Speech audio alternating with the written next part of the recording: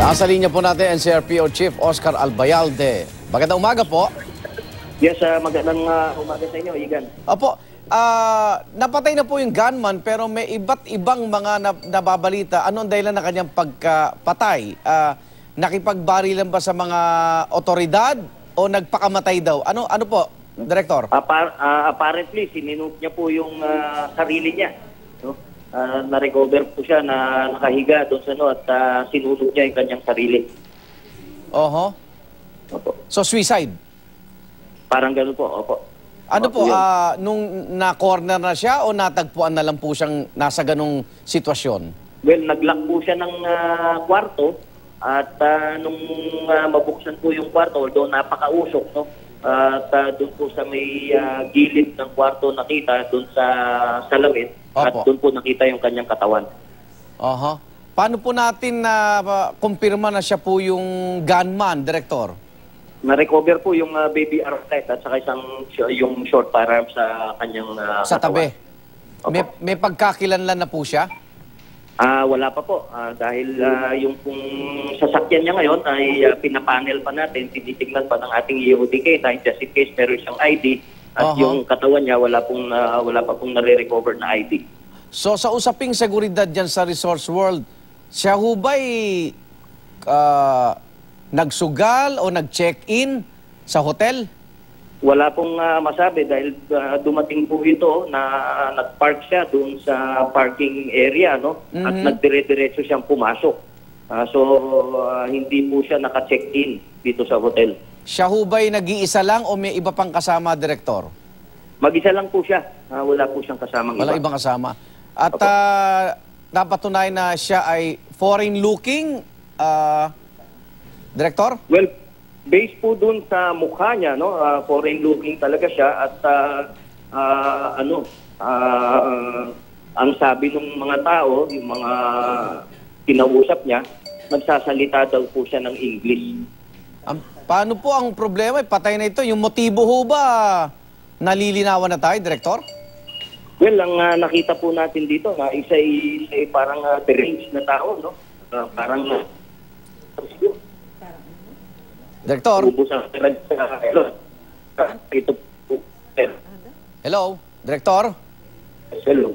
Yes, Opo. okay. Sige po, ano po yung pinapaliwanag nyo? Well, nakita po natin mukhang deranged ito, no? Na tao.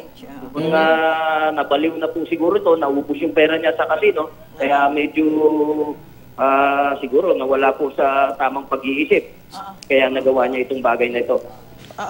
Director, may mga dagdag tanong yung kasama ko rito. Good morning, Director. Si Ivan po ito. Yes. From here on, how are we going to proceed? Naka-lockdown pa po ang Resorts World.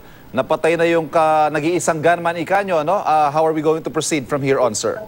Yes, naka-lockdown pa po itong Resorts World. At dito na rin po yung SOCO team na para po sila mag-conduct ng crime scene investigation.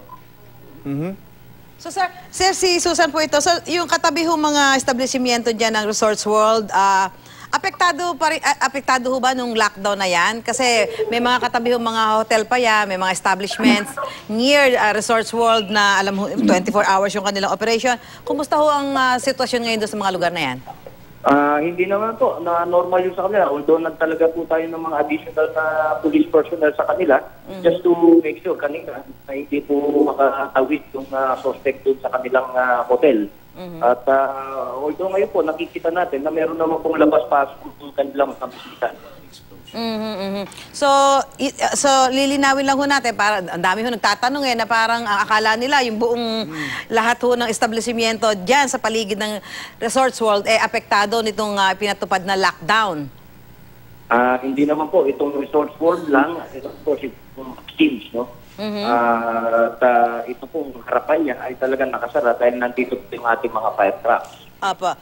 So, isa pang tanong po, Sir Director, ito ho kasing Resorts World, across ho niyan, yung paliparan, actually, tinanong ko na rin ho kanina, apektado ho ba yung mga punta at dating ho ng mga pasahero doon sa paliparan natin, especially yung pong Terminal 3? Hindi po. Wala pong nakasarang na kalsada doon. At normal naman po yung traffic dito sa gilid at harap ng Resorts World. Aha, aha. So gumagana ho yung ating mga na-EX dyan, yung going to Skyway, kasi nag-aalala ho yung iba na parang baka daw ho kasama sa na-lockdown yung mga kalsada dyan. Hindi po, bukas po yung ating Skyway.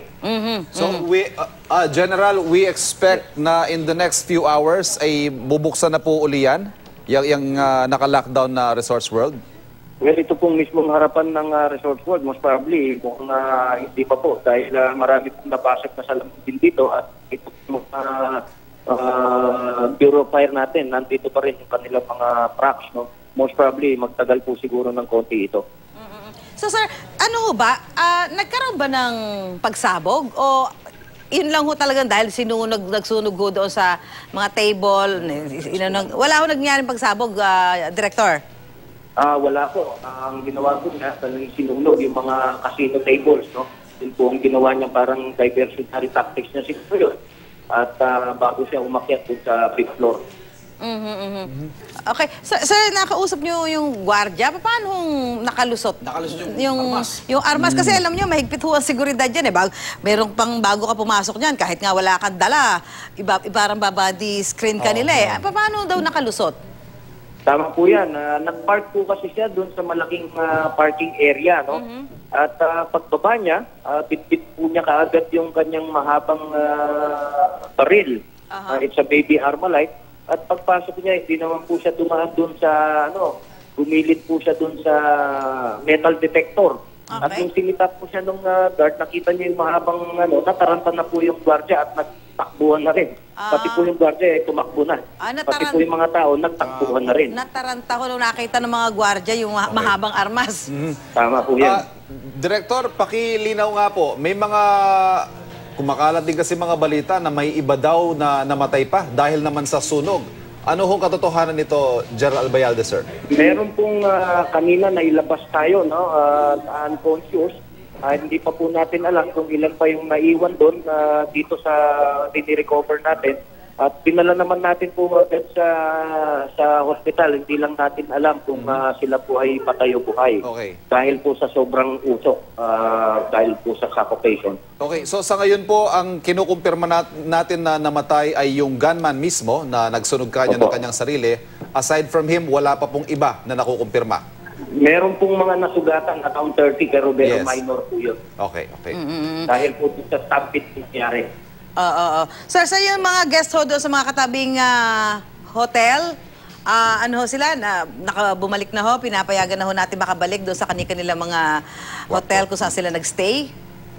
Opo, wala nang tayong pinagbawal sa katabing mga hotels. Ang ginawa lang naman po natin, lang naman po tayong mga pulis dun sa kanila as part of their security. Sir, bigyan nyo na ho ng para ho sa kapakanan ng publiko, yung ibang mga nag-aalala na baka iniisip nila itong Metro Manila under attack na. Kayo na ho magbigay kasi yan na rin ho ang lumabas ng mga balita sa ilang mga CNN. Pahayagan, hindi lang ho dito sa Pilipinas. International, may mga advisory na ho tayo natatanggap ngayon. Kayo na ho ang magbigay ng pahayag sa publiko, Director.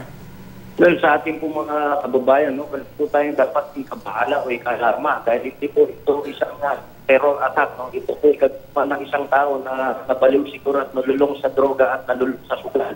At Sorry si Trump.